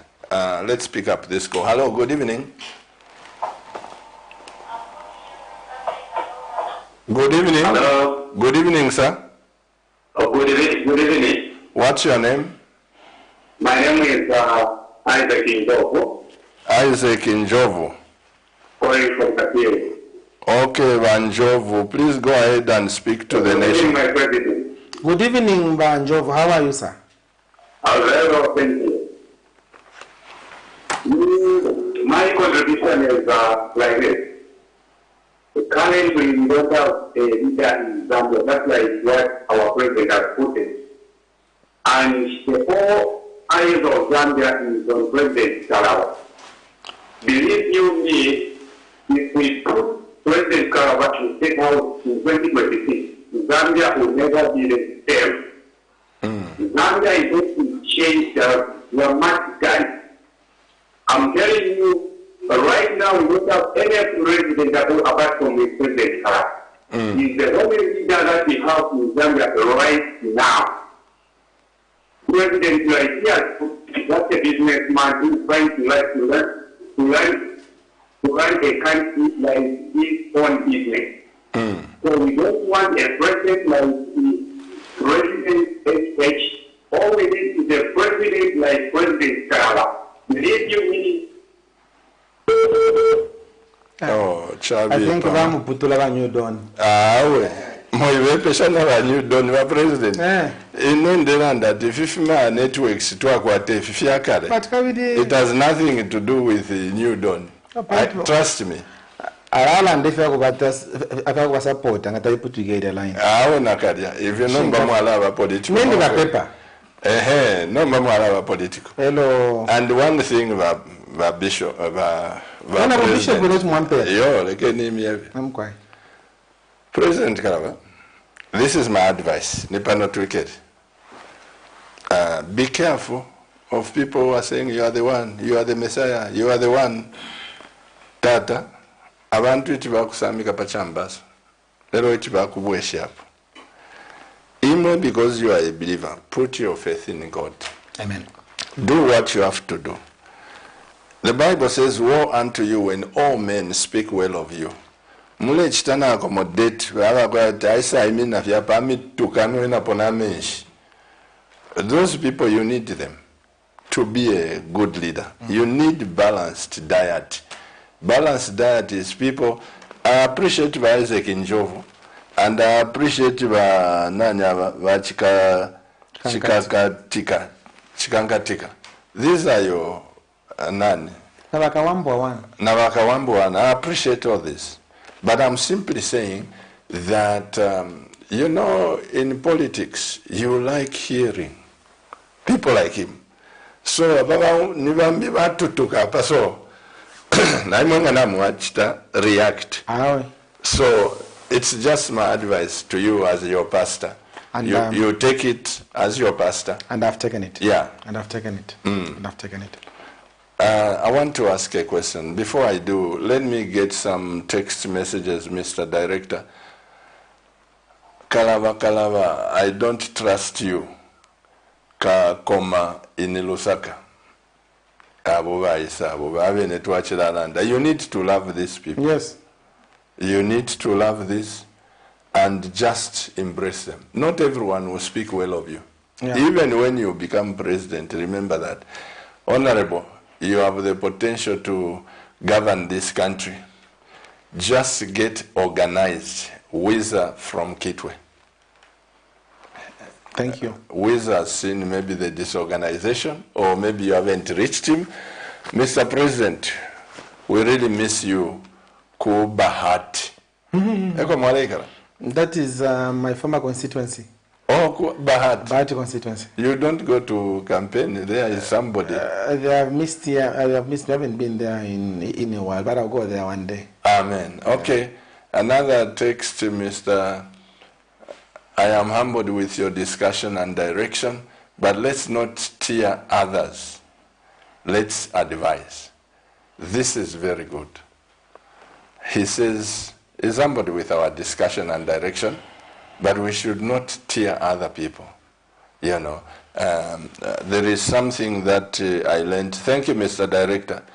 There is something that I learned, Mr. President. You may take this just as another advice from your pastor. When I was in Bible college, my director, we are here. When I was in Bible college, my principal said, it's a tragedy to build your mansion from your neighbor's broken pieces. When there is a storm and his house is dismantled, then you start building your house from the roofing sheets and everything. And that, Mr. President, it got onto me so much. When you see your fellow pastor is down, that's when you want to champion, I'm the best pastor, I'm the best bishop. You tear your friend down. You reap what you sow. So I think this is what is also implying that build a legacy, which is good, that whatever wrong you see in me, in President HH, use it constructively so that others may learn. I agree with you, my pastor, and that is how it should be. Except sometimes human frailty. Yes, it challenges you. Kadia kaisa matoka shura alimpata kakoma, kakoma abamchonga ino chidia, kanshi na rayo gasombolelo, bamfwayo kwa aliyo kakoma balande na kwewenu. But that's human frailty. Yes. But at the end of the day, it's what you have advised, my bishop. I think, my pastor. It's to be humble and to hear all kinds of views. Sometimes the views might be harsh. Sometimes you can be misunderstood. But I think the position that we have put ourselves in is where you should receive everything. Job says, I receive good from the Lord. Even when the bad comes, I should receive. Let's pick up this call. Hello, good evening. Hello? Good evening, sir. Hello? We can hear you loud and clear. What's your name and where are you calling us from? I'm Pasco Chanda. Good evening, Pastor. Mr. Pasco Chanda, we are blessed of the Lord. Where are you calling us from? Yes. Good evening, President KALABA. Good evening, Bachand. Yeah, I'm quiet. My question is based on our President, Mr. HH. Up to now, he hasn't declared his assets. And knowing that he's a businessman, and the way he has traveled, these MOUs is signing, I have a feeling that this could be his business partner, because if he has to show transparency, he has to declare his assets so that we know how much is worth. By the time you leave the office, then you will know that no, during his tenure, he didn't accumulate this wealth through these deals making or through this MOU is signing. So how do you help us as citizens to convince him to declare his assets so that we know how much is worth? By the time you leave, we will assess him that no, this wealth he has, he got injecting. Thank you, Mr. Thank you, Pasco. Permission to sound ignorant, Mr. President, you can correct me. I don't like being a Mr. Know-it-all. Permission to sound ignorant. He hasn't declared his assets? No, he has not. He has not? No. But it's a requirement? It's a requirement of the law. When, at which point was he supposed to declare? At the point of his swearing in, he should have he should have filled in a form of declaration, and he should have deposited it with the High Court. And he hasn't done that. And when he was asked, he said, I declared when I was standing as a presidential candidate, which we all do. We all have to write our assets and our liabilities. But that is different now, because that is before. Now, between that process, you could have accumulated, so they ask you, to fill in. Again, he has refused to do that. And I think that is wrong. You can't fight corruption when you are hiding something. Clearly, there's something the president is hiding. Clearly, he doesn't want us to know his exact worth. Clearly, he wants to come out with more wealth than he has gone in. And then he says, me, I'm rich, I came with it. So he's playing us. And that is wrong. He has broken the oath that he said he was going to protect. He swore to defend, and he hasn't followed it. And you know what has happened, Pastor? Most of his ministers have also not declared their assets. They have followed suit. They haven't? They haven't. Most of them have not. It's also a requirement for ministers to declare. It's a requirement, not only ministers, for members of parliament. Because those are constitutional office holders. Members of parliament, ministers, the speaker, the president, and the vice president, they all should fill in and declare their assets so that the nation is protected from excesses. So that we're able to know that the president came in with the 2 million kwacha, and now after 5 years is going out with 80 million kwacha.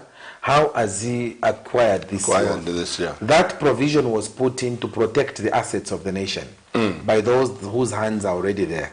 But the president has ignored that provision and has been talking the talk about corruption, fighting corruption. The fight against corruption, in my view, starts with the declaration forms that he has failed to sign. Because had he signed those, all his ministers would have followed suit. But now they know the boss has not done it. Why should I do it? And so somehow they are evading the law.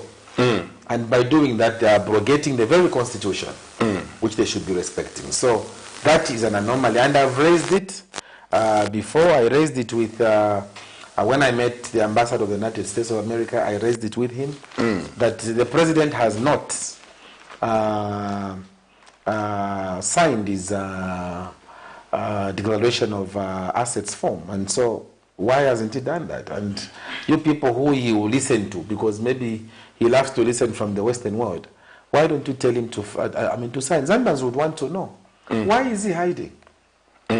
If he can't do it, now he has spent 1 year or 6 months in office. He has not signed.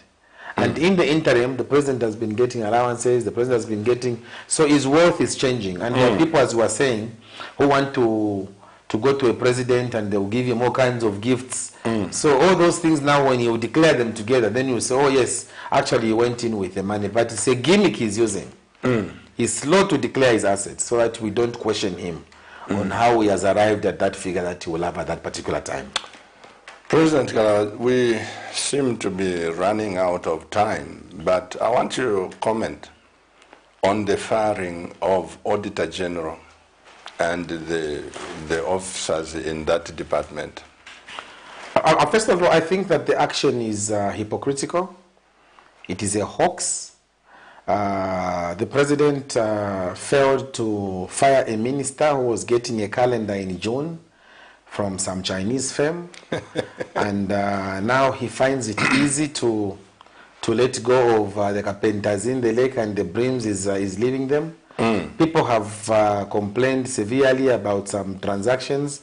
We know, like at FRA, that some minister has been was intimidating Chola Gafuabulula when he was CEO there to be given maize, and they start exporting to the DRC Congo. They have not been punished. We know that people have complained on the issues at Ministry of Health. Nothing has happened at Ministry of Health. We know that the issues at Ministry of Agriculture have not been going on well with the fertilizer procurement. Nothing has happened. We also know, sir, that the issues at ZESCO, where a CEO came and said and misled the president on load shedding, and the man has kept his job, and here is even... The man who misled the president, he was not fired? No. He's still in his job as Bocha. After misleading the president? He's still there, and the other day they were having coffee together and thanking him for misleading him. And so you can see the jokes which are happening. So when you rush to go and punish an internal auditor who just wrote a report, you punish... The Auditor General raised very significant issues in the report for last year, where they said that monies have not been properly accounted for. Instead of firing those officials who compiled the documents properly, you go ahead and, I mean, instead of praising them, you go ahead and fire them. That's an irony. Because what is in the Auditor General's report is indisputable. Let Parliament look at it. Let controlling officers go and answer. But before they even go to answer, you begin disciplining them. So there is no issue there which has happened. We know what is going on. It is a hoax. It is as bad as the firing of those 27 police officers who have been chucked out of the police service because of being suspected to have been supporting the previous regime. And the list has to come from the UPND Secretariat. They are the ones who know which police officer is not performing well. I think those things are wrong. So just on the side line, when those 27 officers who've been fired or some have fled out of the country, when you become president, they will return and they will start serving in your government? Look, I think it is important that we give a human face to what we do. The truth of the matter is that there are some police officers who have shown themselves to be, who showed themselves to be pro-UPND, and they're serving. And if they want to be with UPND, that is their own problem. But it is not in the interest of government to begin isolating officers and begin suspecting people and begin firing them. Of course, when Harry KALABA comes back, all those that have been fired, and unfairly so, will have to be compensated. Then the cycle won't stop because the president... I used the word compensated. Or compensated. Not reinstated. President HH also was saying in his campaigns, they will have to be compensated. Some of them, they've come back. They will have to be compensated because, first of all, nature hates a vacuum. So once those people have gone, others have taken over their places. That is why, because the president doesn't know how government operates, that's why he could go and get... he has got a very good man, Shapa Wakunguma, as his ADC. That is okay.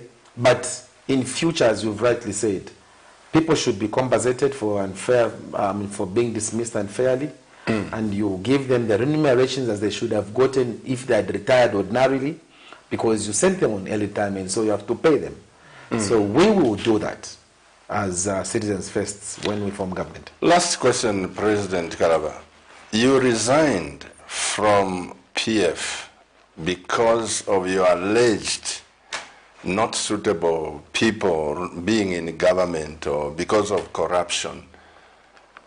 Are there people who are corrupt in this UPND government? Do you think they are there? A lot of them. I was just telling you that would you produce evidence and... Evidence, I mean, when I say some minister was getting a calendar in June, because he was late to get it. Please, God. I mean, in Dr. Kaunda's time, Dr. Kaunda was so strict with his ministers that even just during your social time, if you overdrink your alcohol, you'll be dealt with. You'll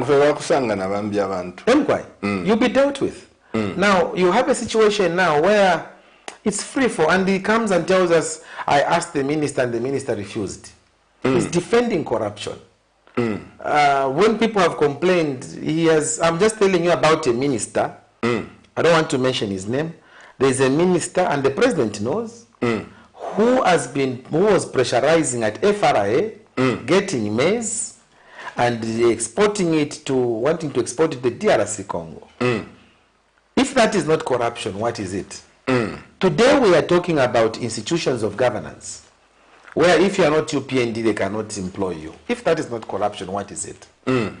Today, as we are speaking, we're talking about those people who are doing census. Many of them, as you and I are speaking today, have not been paid. But even those who are employed, they are to choose the cadres to do it. And they also went ahead to bring in cadres from the Secretariat of UPND to manage the AU summit, which they held. And those ones were paid. Up to now, as you and I are speaking, officials at Foreign Affairs have not yet been paid. But cadres were paid. They were paid 2,500, 3,000 they were paid. But officials at Foreign Affairs were given 400 kwacha. We know all these things. So you can see, Baranda Mutembo, Ufina consequence. Ufina consequence. So when you are condemning the wrong which was in the PF, even the wrong which is in your government, why are you condoning it? Why are you condoning the wrong in your own government? Because there is so much filth and wrong in this government, a lot of it. Just look at the way they've been giving their friends contracts. Just look at the way they've been giving their friends contracts in terms of fertilizer distribution.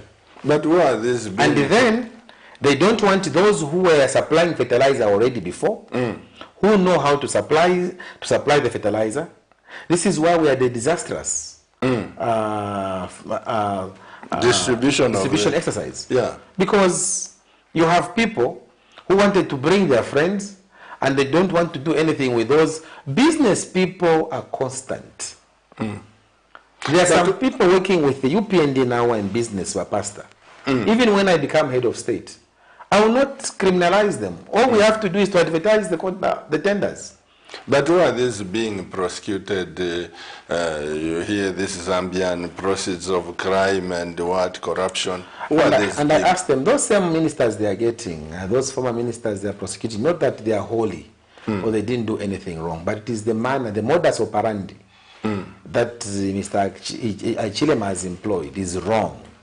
Because what should have happened is that he should have allowed the ACC to do this thing independently and only provide the political will, which he has over-provided by making sure the ACC is under his wings. And now he's using the ACC to begin fighting political battles.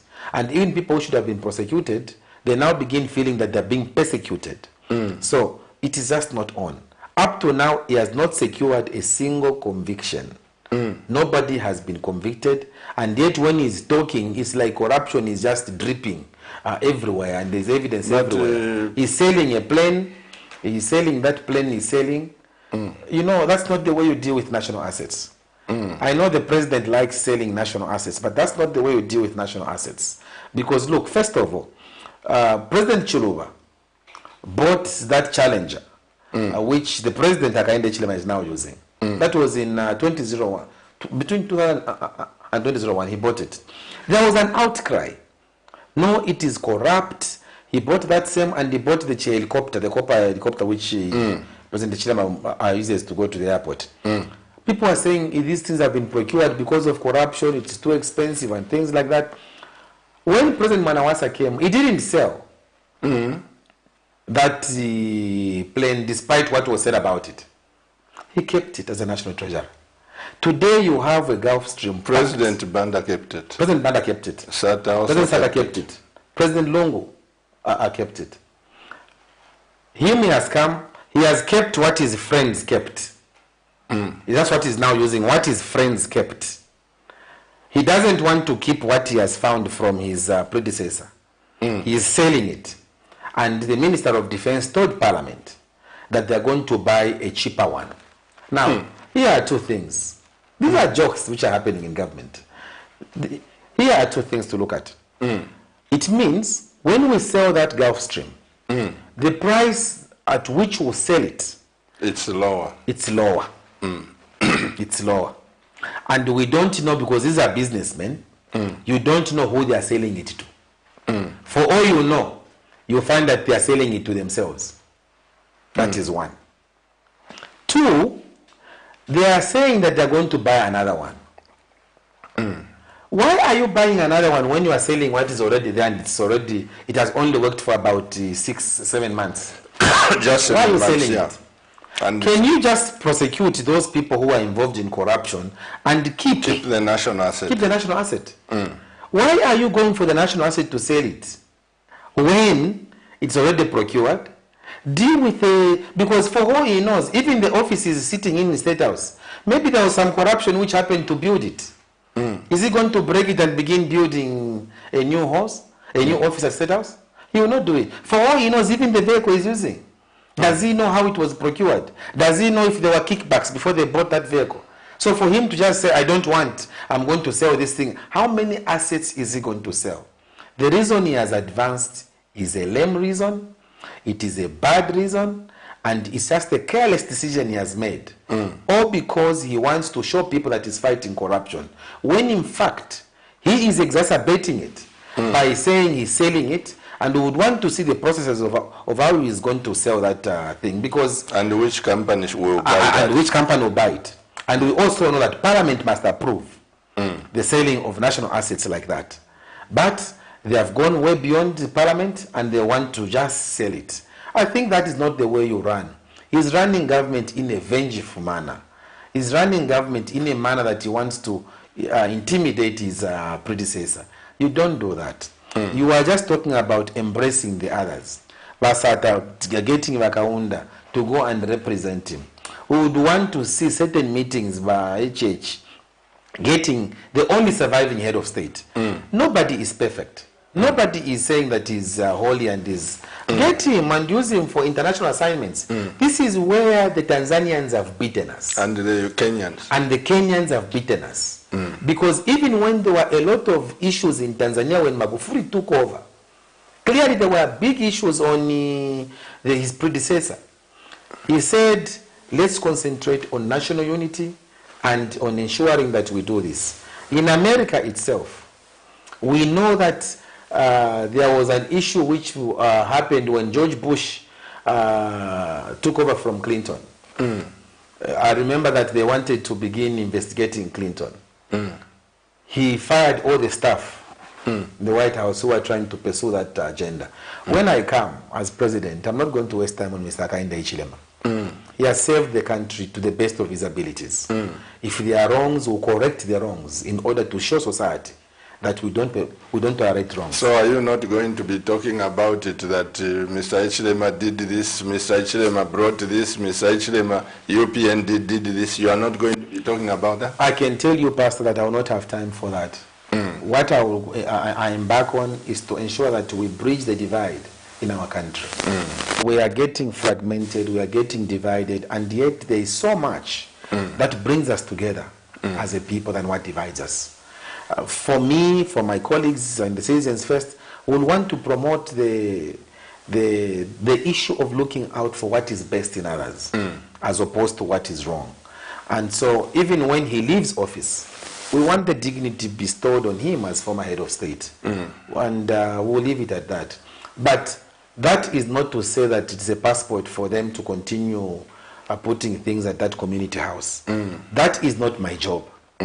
That is the job of the Anti-Corruption Commission, it's the job of the police, it is the job of the DEC or watchdog institutions of governance. We'll look at that. Because for me, I will have nothing to do with pursuing him. Because all the investment that the government will do and the taxpayers' money on the community house, after President leaves, that will never be government house. It will remain his private residence. Yes, and that's where we are saying that will be the job of the ACC, to be the job of the DEC. Me as Harry KALABA, as president, I'll concentrate on developing the nation. And if they will find anything wrong, the watchdog institutions at that time, that is for us to talk when we cross the bridge. President Harry KALABA, I'm most grateful that you responded to this invitation. And I must put on record something that Camnet TV, on these national matters, I keep on knocking at the doors of ministers, government ministers, to say, please come, please come. And it hurts me. I've said this before. They will not come because they've got nothing to come and tell you. Please come. They say that they can't come here. I won't repeat the words, but I would like to have a cabinet minister sit here next Monday, or one of the UPND, maybe to answer back your allegation, and next Monday you should watch it, so that if there is anything you can contribute, there is my line there which you have, there is a cabinet line, you can contribute. Very good. I am so grateful that you came to this one, and I hope I didn't put you in a hot chair. And my appeal to you is, as opposition or alternative governments, please remain effective. Don't just talk. Don't just let things go. We need to protect our president. We need to build this nation. We should not be a laughing stock to other nations. Thank you very much. But my number is 0977. Before you do that, yeah, I'll call you for a political one. But Chikangatika wants my line. No, we will get to that, because you see, I hate to be misunderstood. No, but I'm your guest here on this program, so yes, there are always exceptions. I know, President, but I'm just saying I hate to be misunderstood. I'll tell you after we have finished this. I'll call you for a political program where you can come now and give the number. Okay, so these other people who come here, I still refuse them. I tell them in advance, please, you can't say your number. This is not a paid-for program. This is not your program. It is my program. So I'm so sorry about that, President KALABA, but I'll call you for some So what happens to those viewers that called me and they wanted to say, give us your number? What do you do with them? They are in my system. I'll call these directors. They will give me, I'll give you their number and you'll call them. President KALABA. Thank you for having me. You see, as a pastor, the pastor is not breeding. So viewers, thank you so much. I'm very grateful I was here. And we'll give you our numbers in one way or the other. Don't worry. We'll go around with pastor. And I know. President, thank you so much for coming. Dear Kamne TV viewers, wherever you've been watching us from, I'm your pastor, Pastor Moses Chiluba. On behalf of my wife, let me look in this camera and thank you all viewers to stay up to this time. On behalf of my wife, who is the CEO of this broadcast, I thank you. On behalf of the young men and the news crew, the people that are making this broadcast what it is, may God bless you. And as President KALABA said, and as I said, even in the midst of financial drought, the young men and the young women are putting things together. Keep watching Kamne TV, because Kamne TV is not just another channel. Bye-bye.